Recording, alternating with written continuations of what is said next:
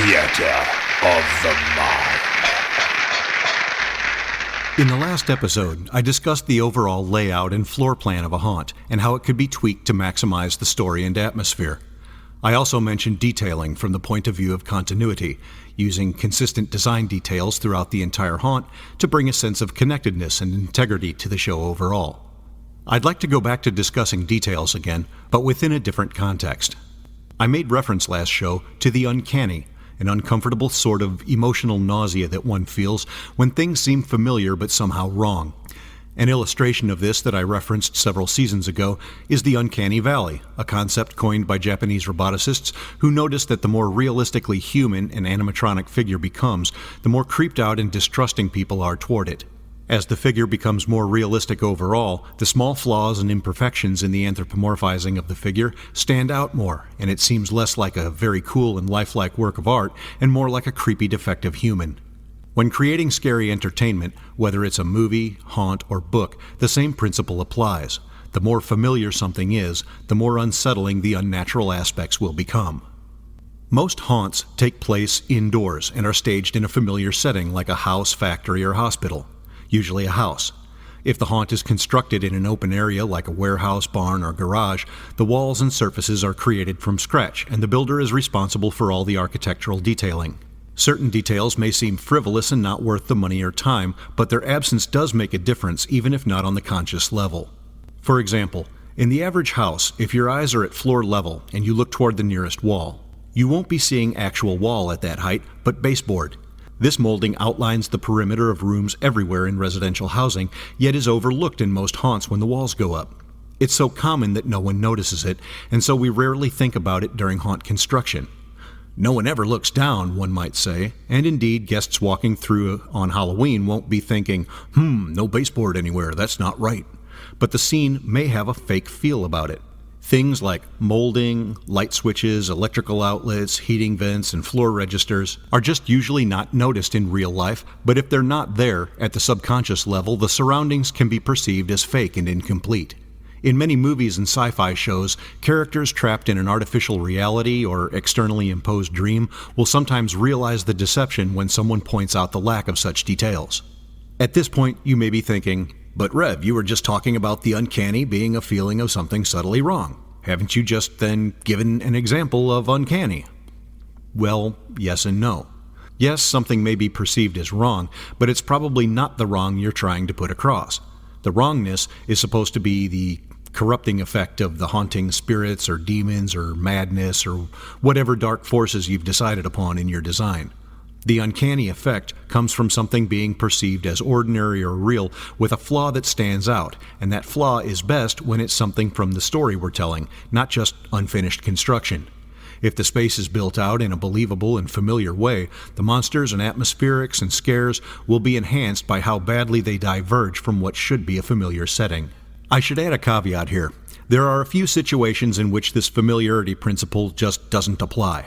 One would be a setting which is not familiar to the average person, like a mad laboratory, a crumbling castle, an abstract maze, or an alien world. People really don't have anything to draw from in those, so everything they see is going to be weird and foreign. So if you're building something like that, don't worry so much about this stuff. Another example is in a home haunt where budgets and storage space are tight and there's no way to build rigid walls. If your dividers are some kind of curtains or tarps, obviously adding realistic architectural detailing like this would be pointless and look kind of stupid. But supposing you do have walls, and you are setting your story in a familiar world, the mundane details can really help the freaky ones pop. And the great thing is, since they are details that don't figure directly into the story, they don't need the sort of expense and attention that the focal ones get. For example, electrical outlets in walls. If you were to take a photo of an outlet, preferably lit from an angle that would mimic the illumination it gets in real life, so it has shadows, you could run color copies of that, cut them out, and stick them on walls at the proper height. So long as they're not glossy enough to actually grab the eye, no one will actually look straight at them to see that they're fake. But that little dot of detail is something seen in peripheral vision that is perfectly common and ordinary in a real room. Same goes for light switch plates. In the real world, doors aren't just recessed into a rectangular hole in the wall. They have frames. Windows have frames, sills, and probably curtains or blinds. Walls have baseboards around the base, and in older or more upscale houses may have crown molding around the top. Yes, it's more work and expense, but if you can spare it, it really helps sell the reality of the set and makes the nightmare that much more real. The issues of expense and difficulty can be addressed to a great extent in the planning phase. In areas where there's no danger of contact with haunt-goers or costume scare actors moving and flailing about, one can plan on using cheaper, more lightweight, or easier-to-work-with materials. For example, the baseboards, door and window frames, and other molding don't have to be actual wood if there's no traffic in that spot. Foam is easy to cut and attach, and with a little sanding and paint it looks like the real thing. Older houses with plaster walls often had elaborate crown molding at the ceiling level that can be made with foam, and medallions on the walls that sort of looked like paper plates with designs in the center. Those could be made with actual paper plates and any kind of relatively flat ornamental doodads glued onto them. Just evenly paint over everything, and voila, you have elaborately molded plaster walls. For areas with traffic, where wood is essential to prevent damage, you may be able to save money by ripping strips from a sheet of plywood instead of buying actual lengths of molding. And don't forget about dumpster diving. You may not find architectural salvage on the curb, but a quick peek into a construction dumpster can reveal a treasure trove. Anytime you see a long dumpster in the driveway of a house or old building, look inside. A rehab or redecorating job can yield masses of old molding, frames, fixtures, conduit and piping, shelving, cabinetry, or ornamentation that is destined for the landfill but might be perfect for your haunt. Just be careful about collecting it. I've found that simply asking a member of the construction crew if it's okay to pilfer some scrap out of the dumpster is usually sufficient. I've bagged a lot of old windows and scrap lumber that way. When people say that something looks realistic, a lot of the time they're basically saying that it looks familiar. It looks consistent with things they've seen. When you take a setting that looks familiar and then mess with it and distort it, the distortion becomes the focal point. The distortion may be something totally weird like alien goop oozing out of something, or it could be something familiar like damage or decay. Distressing of sets is one of the staple skills of haunting, and being able to convincingly make surfaces look like they're broken, rotting, or badly aging is one aspect of the build that a lot of haunters I know look forward to the most. I know I do. There's nothing quite like taking something clean, freshly painted and new looking, and making it look old, weather-beaten, dirty, and stained. If I came away from my childhood with one important lesson, it's that fun and clean are incompatible concepts. Years ago, when I worked with a plastering company, I had the good fortune to work inside some of the oldest homes in St. Louis, constructed at a time before the cookie-cutter mass production techniques of building we know today. Yes, we fixed the bad spots and made things look fresh and new again, but frankly, I much more enjoyed taking in the spectacle of the old plaster walls and stone basements in their crumbling states.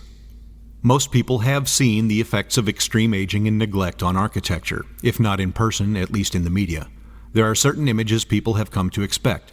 Patches of plaster flaked off of the walls and ceilings, leaving exposed mortar or lathboard and piles of chips on the floor below. Flakes and ribbons of old paint peeling and hanging down. Old furniture with cascades of stuffing spilling out, suggesting nesting rodents. All of these things add to a feeling of death and downfall. There's a certain beauty in this entropy. As haunters, however, usually the goal is fear, so the desire is to add menace so that the deterioration appears sick, blighted, and corrupt. As many aspects of decay are subtle, for the haunt audience they must often be enhanced to catch the eye. Water stains, for example, can be a bit darker with sickly shades of brown and yellow added to make the surfaces look gangrenous. My favorite visual example of this approach is in the movie and video game series Silent Hill, where the shadow world state of the ruined buildings progressively resembles ulcerated, diseased flesh. The unwholesomeness of the surroundings adds to the claustrophobic feel of the haunt. All that being said, straying too far for too long from the more familiar or realistic sort of decay can start to take away from the effect as the audience gets used to it. One overused technique is the drippy stain effect, where watery paint is squirted up into the angle between the wall and ceiling and then sprayed with water to make the colors run down in little rivulets. Black and green are popular because they just look gross and they catch the eye readily. The problem is when this is applied uniformly throughout the haunt from beginning to end. It starts to look less like mildew and water damage and more like a general decor, the traditional haunted paint job, if you will. If such a technique is used sparingly, in patches here and there, it looks more like a stain and the effect stands out more dramatically. Silent Hill's rust and blood, corruption of the flesh motif packed a real gut punch because it was offered in contrast to the more conventional states of dried, dusty decrepitude in other scenes. Going from 0 to abomination in one threshold crossing is great for shock value and nightmare-themed haunts, but if that level is uniformly maintained throughout, the emotional impact starts to wane after a while. By either gradually building the corruption of the surroundings, or alternating between zones of normal disrepair and over-the-top putrefaction, haunters can make sure the horror is in full throttle when the effect is desired, and the viewer never gets jaded to it. For excellent visual sources of architectural decadence, try to find a book called Beauty and Decay by Romani W.G., or just do an Amazon or other bookstore search for books with abandoned in the title. Or do a web search for the word Urbex, that's U-R-B-E-X. It stands for Urban Exploration, and you'll find pictures taken of places that haven't seen human presence in decades. It gives a good reference for just how much things can go to hell if given enough time and neglect, and it provides a springboard for the sort of exaggerated horror the haunter likes to produce. People might wonder why you would bother with the ordinary when we operate in the world of the extraordinary and the weird. As haunters, we like to get away from the mundane and plunge our guests into the stuff of nightmares, but it works best when you have a familiar, ordinary reference point to work from. The abnormal doesn't seem as abnormal when there's no normal to compare it to. You expect to see weird and freaky things in a weird and freaky world, but when surrounded by the world of the commonplace, those things seem a lot weirder and freakier. When I was younger, a very popular saying found on t-shirts and bumper stickers everywhere was, "Why be normal?" My reply? Because it lulls people into a false sense of security. Keep the ghost light burning. From the Theater of the Mind, I'm Revenant, and you're listening to Hauntcast. I'm going now. Heaven help you. Please like and follow the podcast. Stalk us on Instagram, Facebook, and YouTube. Links in the description. And help us by sharing Hauntcast with all your haunted Halloween brethren. Until next time, stay scary.